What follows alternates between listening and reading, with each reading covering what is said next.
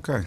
Well, first of all, Vanderbilt and Coach Drew, I thought they came in and they played their tails off. They had a great first half, and defensively we couldn't do anything with them. I thought the second half we were a lot better, and we had a nice little rhythm in the game with our defense. I think they made 2 buckets to start the second half, and I thought our defense was really engaging. Those were like on stickbacks or offensive rebound. But I've been around in this business long enough to know when you come off of an emotional win, which is what we did, as a coach, you worry about that next game in terms of how your team's going to come out. And I thought we came out, we didn't have that energy that we've been playing with on defense. We didn't. And then it transferred the same way on offense. We went a while without scoring. And then, of course, Isaiah, once the tempo picked up, I thought he was able to get a nice rhythm. Dan got to the free throw line. They packed it in there on him. So he was able to get to the free throw line. And we got some of their guys in foul trouble. I thought that was big in the first half. The Lee kid was a really good player. Then I thought coming out in the second half, I thought our energy was a lot better, lot better. And in SEC games, everybody's good. They got a talented team. And the three-point line always keeps you in game. They got an and one, then I think they made a couple of threes, and before you know it, a 10-point lead kind of evaporates.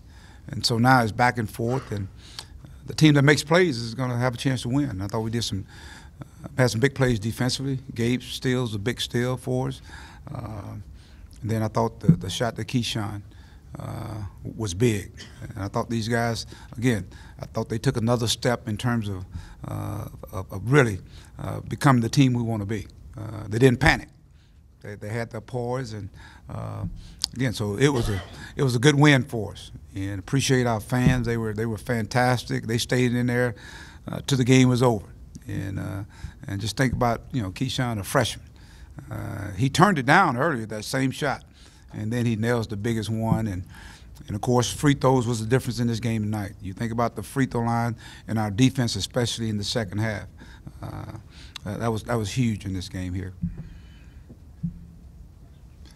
Yeah, Mike, on that possession where Keyshawn gave you the lead, they made you pass a lot, played pretty good defense. Just what do you think of your all's execution and you're a freshman to hit a shot like that? I thought it was good. I thought they trusted each other. That's to me is the growth right there.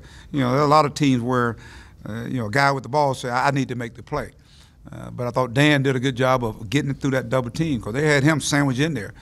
And as a matter of fact, the shot came to Keyshawn earlier. He turned it down, and then I think Dan got it to him, and he was wide open. And that's just trusting your teammates. And that's the thing I talked about, having patience with this team. They'll start figuring out the roles and understanding, the personnel. We put him in there for a specific reason because, with the forwards, they were just packing in there on Dan. And so just think about it. It worked to our advantage because even with that being said, they still doubled him. And Dan was able to find a guy that was wide open with the clock running down. And then, of course, on defense, I think they get a charge or run into one of our guys, and Mason goes and knocks free throws down. And I thought that was huge.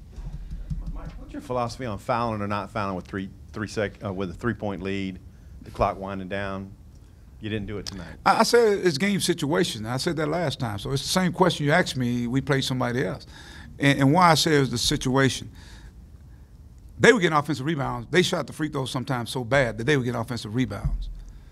So sometimes you can out-coach yourself. So I say, you know what, we're going to guard these guys. We had no timeout, so we were just going to guard them. And he makes it, he makes it. But just think about and they were getting off. There were some things coming off there, and just can you imagine getting off the free throw line? They get it, and they kick out the guy. Now he makes a 4-point play. So it's just situation. It's just the game and situations. Mike, Jalen had took the charge. You had a bunch of charges taken. What did you think of that particular play and just the charges taken all night? I keep saying our defense is saving us right now.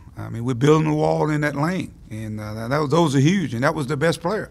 I think they were one of the best guards anyway with Lee that fouled out of the game. So, again, our defense continues to get better, and I talked about charging. I don't know how many charges he's taken. It's probably 1 or 2. I don't know. No, that was Jalen. He's probably taken 2. Jalen Harris, that is. That was his 3rd. See, it's getting contagious. You think about Gabe. He took some. Isaiah took some tonight. So again, we're building a wall around that. Vanderbilt's a team. They're either going to shoot a three or they're going to get layups. And I thought we did a good job of getting our bodies in there and squaring up. And those are big plays because it put fouls on those guys again. Coach, how did you feel about your team's performance on the glass tonight? I think at times we could have been better. I think we had some offside rebounds that they got and tipped it in there. I keep saying we got our guards got rebounds. I thought Jalen had 5, Isaiah had 4. It was a lot better effort than we had at LSU from the standpoint of trying to get in there. And we just got to continue to work on it and get better. We got to do it by committee. A lot of time Dan is going blocking shots. So it's got to be up to those other guys of keeping people out of there. Again, our defense we had 8 turnovers in the first half. Just think about that. That enabled them to get scored on the other end.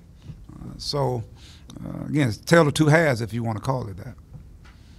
I think you had about 8 turnovers in the first 10 minutes or something. Then you only had 3 the rest weird. of the It way. was weird. It was just, it was, and I think about the last time we played them here, the same thing took place.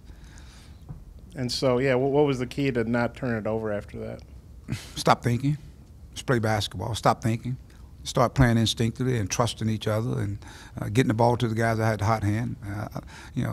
In the first half, we shot a lot of free throws. In the second half, we were in the 1-and-1 with 14 minutes to go. I still don't think we did a good job of really attacking and making them foul us and get to the free throw line. But when we did go to the free throw line, we were 15 out of 20.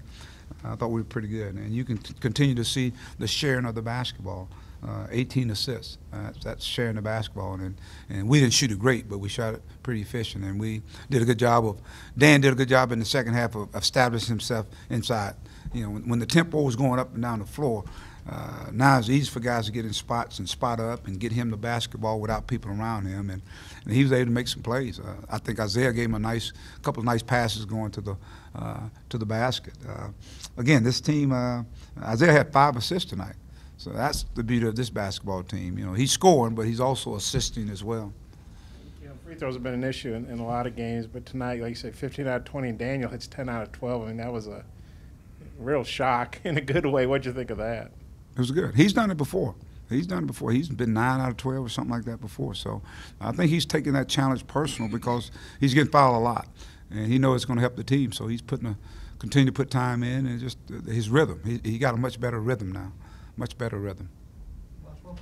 And you guys have had a lot of close games. Now you've won these last 2. Do you feel like all those close games helped you these last 2, or how'd they help you? And you've won 4 straight conference games now, over 500s. How do you feel about what you're doing right now? Well, you got to learn. You got to learn from them. I think you learn from your failures. Most times, in life, that's what you learn from. You learn from your failures. So now we just learning how to win and learn how to make plays, staying poised, trusting one another. I think that's part of the process in terms of learning. Now we got to go to the other phases. That is, when we get a team down, we got to learn how to keep them down.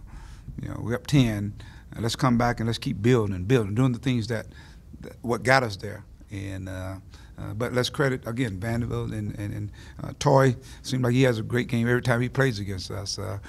They play well. I thought they hung in there, and that's what you're supposed to do on the road.